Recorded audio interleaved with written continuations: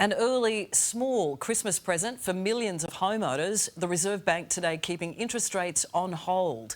But what will the new year bring for those struggling to make ends meet? Money expert Effie Zahos is with me now. Effie, you could hear that sigh of relief from mortgage holders, but the reprieve that we needed, is it going to last? Absolutely. There was no urgency for the RBA to increase the cash rate today, so much relief there.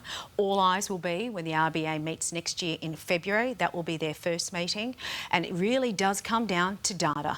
We've got growth data tomorrow. How is the economy tracking? Their health report, and then they'll also be looking at that quarterly inflation number throughout the new year. Yeah, so we've at least got some time to spare until the next meeting in February. And it depends how much shopping we do over this period. I'm sure the RBA will be looking at that closely. But as you say, this is a small reprieve. We've had up to about 60,000. We've been hammered. Yes, we have. The average mortgage holder, say 600,000, has had to find around $15,000, $16,000, $17,000 extra over this period. And with no real pay rise coming through, no. So we've done the best we can in either cutting our costs, trying to find these savings. So this small pause is just that. And there are warnings that rates will stay high, because that's what the ANZ boss, Shane Elliott, is predicting. He's even saying they could go higher over the next 5 years. What do you think? Is he being too pessimistic here? I like to think he's being too pessimistic. I'm more of a glass half full type of person. When you look at that 5-year period, that's a long time to be determining where the numbers are going to go.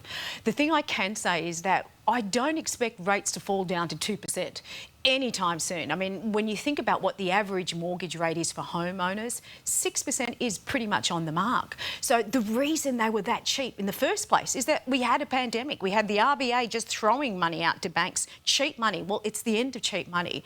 So it's a case of trying to get used to now the fact of where do these rates sit.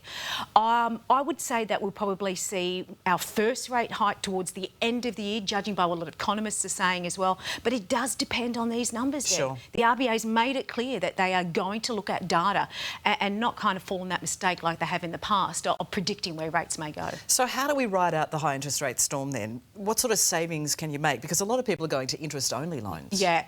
So if you are in this situation, even though rates haven't moved, it is still tough. So there are basically what we call hardship programs that banks are going through, and the Australian Bankers Association has a big campaign around this at the moment. So you can go interest only, and that means moving for what's known as your principal and interest, so that knocks down your mortgage, and going down to an interest only repayment. So that could cut about $200 off your payments per month. You've got to talk to your lender about that. The other option, Deb, is that you can basically increase your term. You can move from, say, let's say 25 years, you can push it back out to 30 years. Again, that's going to probably save around $250. These are band-aid solutions. Let's get this clear. Band-aid solutions, because if you don't catch up or you just keep going as it is, they're going to cost more in interest. Your bill is going to go up. And then finally, you can still refinance. Just because you might have done it once this year, you can refinance as many times as you like. Obviously, if you're in a fixed rate loan, you're pretty much stuck. But refinancing can bring in huge savings, around about $400 to $500 there, because there is a big difference between the cheapest home loan and what the average is, over 1%. And what about renters? Because we know that rents are through the roof. What are we likely to see on that front? Look, I'm still seeing the data, Deb, that's very tight. The vacancy rates are really tight. You still see people going to inspections and there are lines outside the door. Massive queues. This will still continue as long as interest rates remain high, and as long as we have this population growth and migration growth, demand for rental properties, it's going to be there.